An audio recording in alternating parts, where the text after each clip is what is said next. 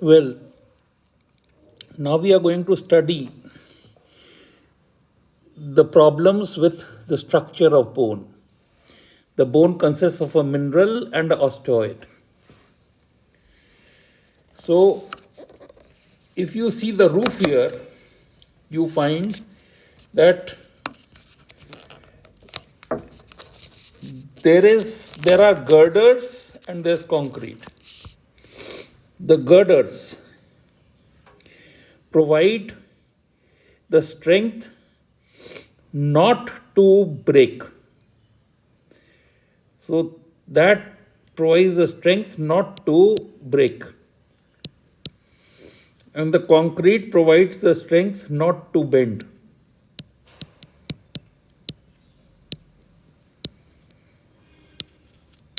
Same way in the bone, there are two basic things. One are the girders, which is osteoid, and this gives you the strength not to break. And this strength is called as tensile strength.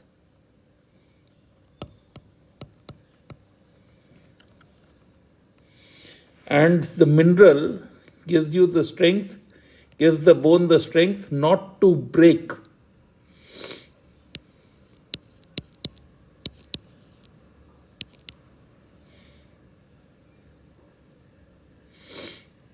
Not to bend. And this is called as the compressional strength. So any disorder of the bone can be either of the osteoid or the mineral. Let us talk about the mineral first. The mineral may increase or may decrease. First, it increases in a condition where the osteoclastic activity is absent genetically. The condition is called as osteopetrosis if it is generalized, and if it is localized, it can lead to various types of bones like in meliorostosis or osteopoikilosis. So these abnormalities are the abnormalities of decrease in osteoclastic activity genetically, and osteopetrosis, meliorostosis, and osteopoikilosis, etc., are examples of this condition. Another condition, fluorosis, can also cause decrease in osteoclastic activity and subsequent problems. So we'll add here fluorosis. Fluorine is present in underground water, so you have to dig deep wells to avoid fluorosis. Then mineral can decrease. It can decrease because mineralization has decreased. In adults, decreased mineralization leads to osteomalacia. In children, it also interferes with mineralization of the growth plate, and then the condition is called as rickets. So osteomalacia and rickets. Then mineralization can decrease if demineralization increases. And that will always happen with the parathormone, because you remember the parathormone, if this is the body, parathormone is a hormone which would increase calcium in blood. So it will increase absorption, it will increase demineralization, and it will increase absorption from the kidney. So whenever there is a parathormone increase, then it can be either because of a primary adenoma, where it is called as primary hyperparathyroidism. It leads to cystic absorption of mineral from bone, which is called as the von Recklinghausen's disease. It is also called as osteitis fibrosa cystica. Then parathormone can increase if there is a renal glomerular failure. when the glomerular filtration rate drops, phosphate is not excreted, it increases in blood, hyperphosphatemia, that chelates the calcium ion, and as the calcium ion concentrations decrease, it kicks off the parathyroid hormone, and this can also lead to the same osteitis fibrosa cystica type of picture, which is called as renal osteodystrophy. So hyperparathyroidism can be primary or secondary. Then there can be problem with the osteoid. So osteocalcin stimulated by the vitamin K2 causes the osteoblasts to lay down the osteoid properly. And if there is a disorderly osteoid, it is called as Paget's disease. So calcitonin on one hand and osteocalcin on the other, stimulated by vitamin K2, causes the osteoid to lay down properly. If both mineral and osteoid are damaged or decreased, then the condition is called as osteoporosis. It can be postmenopausal or it can be senile. Less weight, less exercise, old people are predisposers of osteoporosis. And now we'll go on to study some disorders of the bone X-rays, right? So what you see here is a malunited fracture. And if you have multiple maluniting fractures and you see in the eye what is called as, you see that the sclera has got a very light bluish hinge.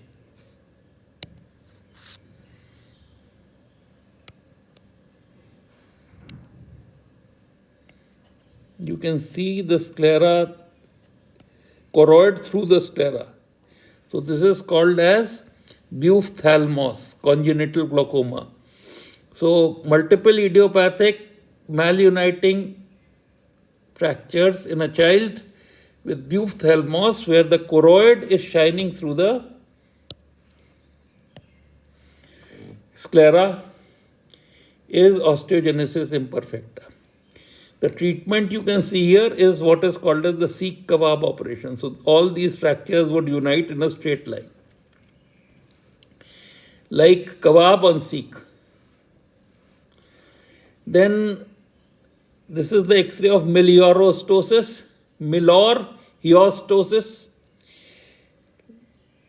That means increased mineralization in form of candle. So this is called as candle bone disease. A variant is osteoporosis, when this calcification is in form of dots in the bone. So it will be something like this, something like dots.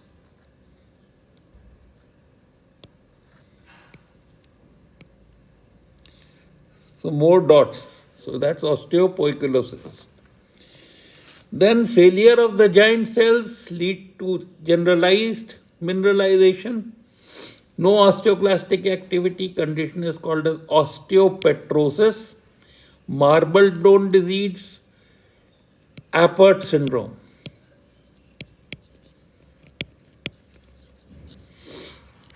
So if there is no marrow, there is pancytopenia, which means anemia, leukopenia, thrombocytopenia. So this is osteopetrosis. Then here you find that there is less mineralization and you see these pseudo fractures. So these are pseudo fractures, these are called as pseudo fractures. Wherever there is a vessel, it leads to demineralization and appearance of a fracture. So that's a pseudo fracture. It is also called as loser zone and multiple miss. Remember miss? Multiple idiopathic symmetrical pseudofractures are characteristics of milkman syndrome, and this is seen in osteomalacia. So these are the various X-ray pictures and the various names that you can be asked in an MCQ. Now let us go on for rickets. So here is a growing child which presents with deformity due to decreased strength to resist bending. So mineral is less, so the bone can bend. It doesn't break, but it bends. It's a malleable bone, it bends. So let us see what happens when the bone is amenable to bending from top to bottom. The anterior fontanelle may not close. There may be a caput quadratum. The parietal and the frontal eminences of the skull, if you look from top, are prominent. So this is like a quadrilateral. It's called as caput quadratum.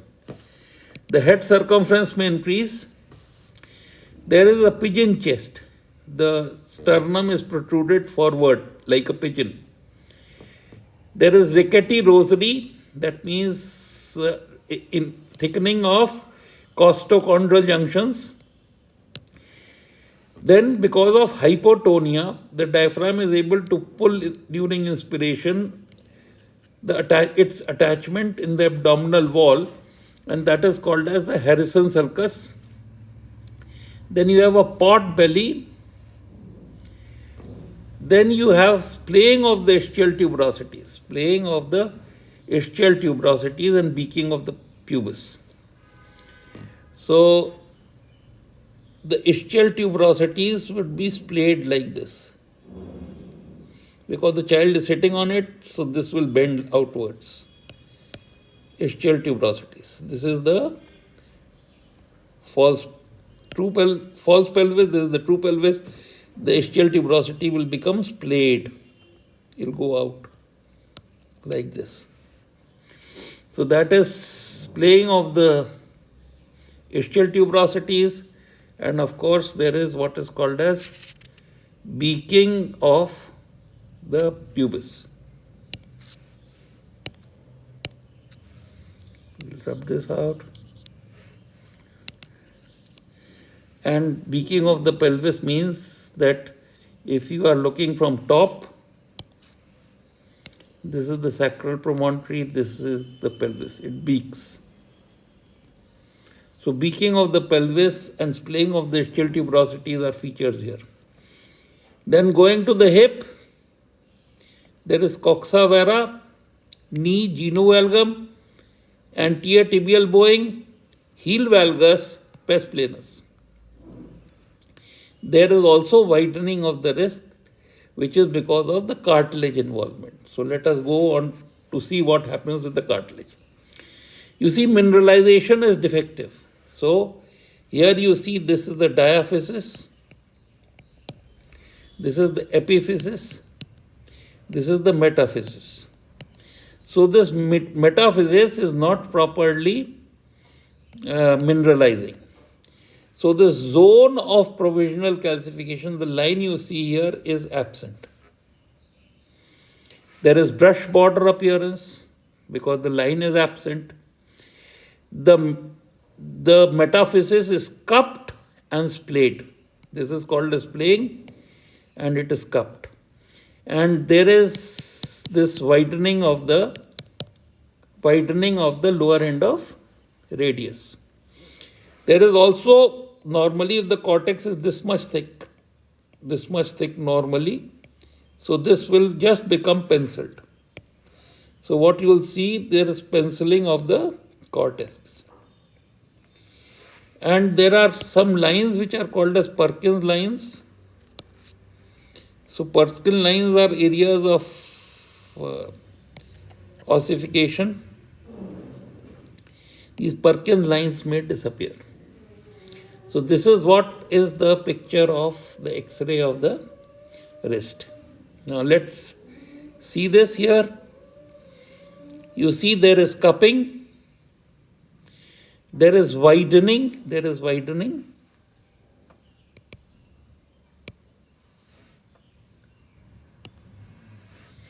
can see that there is a widening from year to year.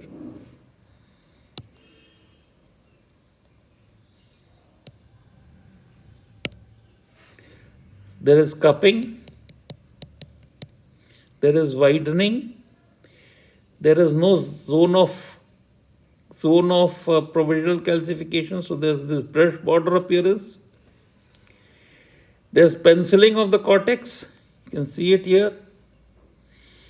And so these are the features of rickets. The first feature to reverse is that when you give vitamin D, zone of provisional calcification would become absent.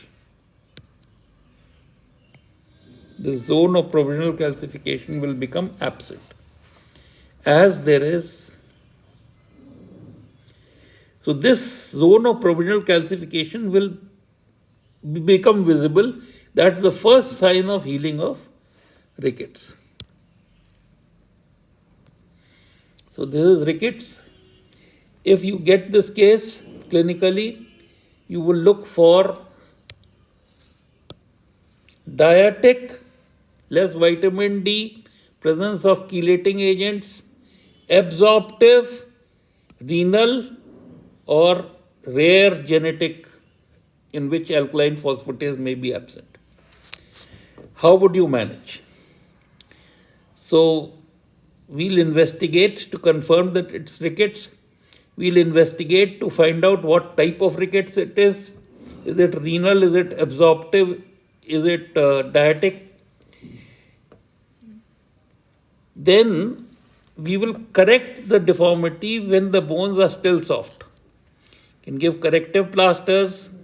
We can give braces like mermaid splint is given to correct genu valgum.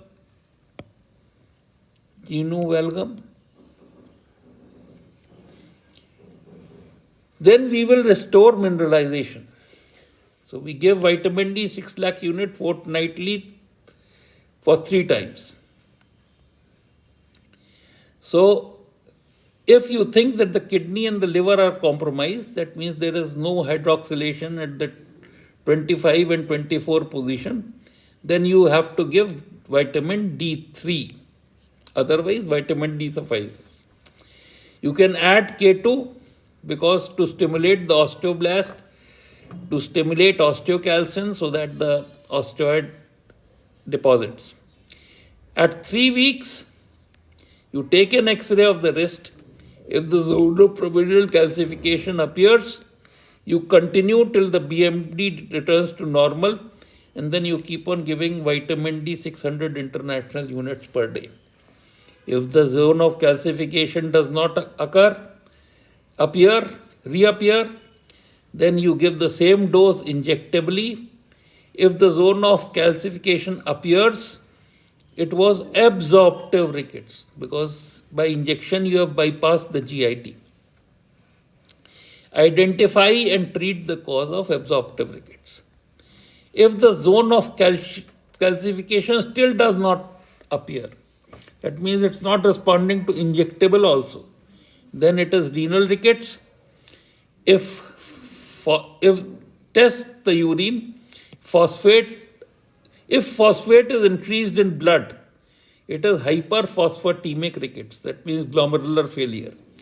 If phosphate is found in urine, it is hypophosphatemic rickets. If phosphate plus glucose is found, it is phosphate diabetes. If phosphate plus glucose plus amino acid is found, it is proximal Fanconi syndrome. You take a renal biopsy, you see swan neck deformity of the renal tubule,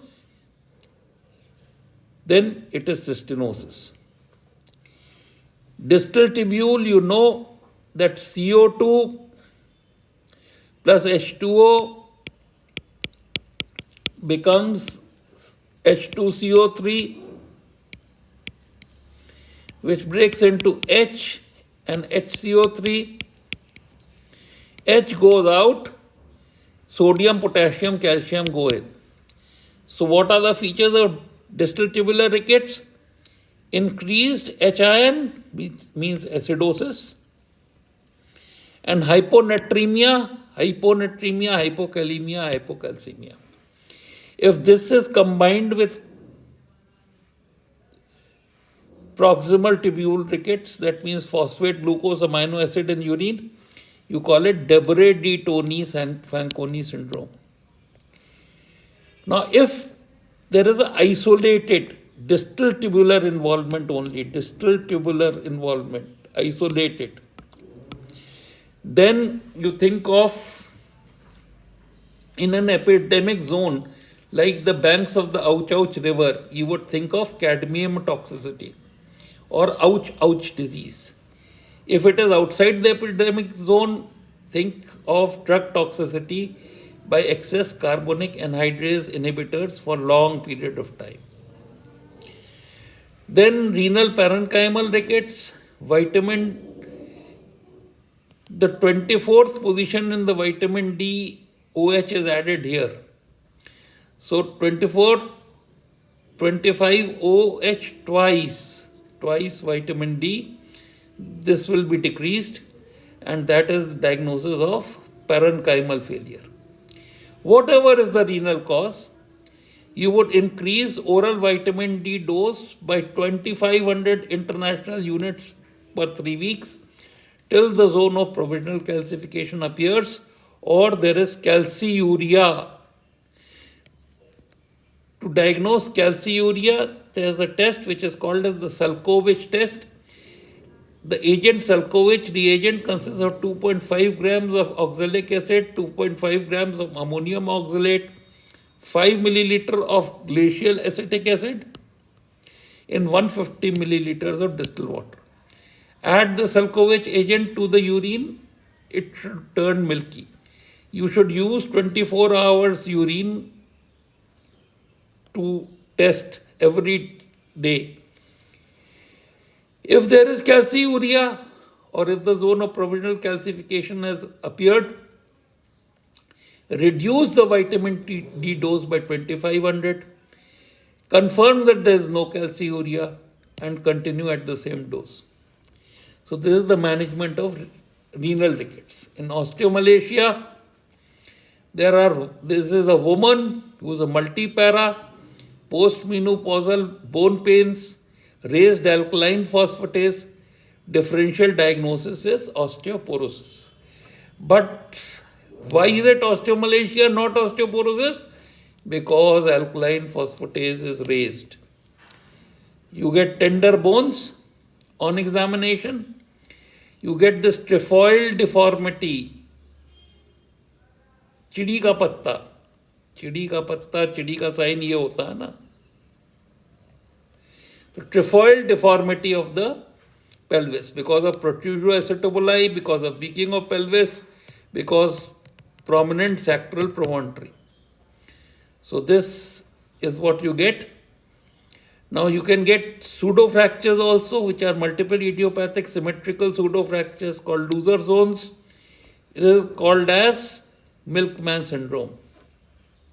You can do a BMD, which measures quantitatively the calcium content of the bone. Then there is a test which is called as tetracycline fluorescent. There is a golden ring which appears around calcium hydroxyapatite crystals. If they are less than 10 per high power field, you can diagnose as osteomalacia. So these are the fluorophores, the golden rings around calcium hydroxyapatite crystals. So if they are less than 10 in bone histology, this indicates osteomalacia. Then treatment is same as rickets, and you can monitor alkaline phosphatase also for response.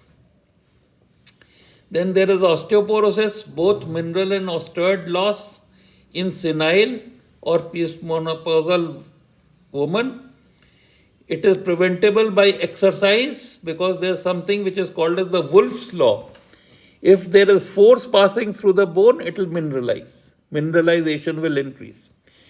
So exercise can cause less of demineralization or less effect of osteoporosis. In heavy patients, osteoporosis is less because more force is passing, and people who live in hills, osteoporosis is less. You give calcium, vitamin D, K2 in the nutrition, which can prevent. You can sunlight exposure will prevent it. It presents as pain, tenderness, deformity, which is bowing of spine, and shortening of stature, and fracture, predisposal to or increased risk of fracture. You treat by vitamin D, K2, adequate calcium, anti-osteoclastic drugs, and we monitor by BMD. So this is the basic of calcium, rickets and osteomalacia or metabolic bone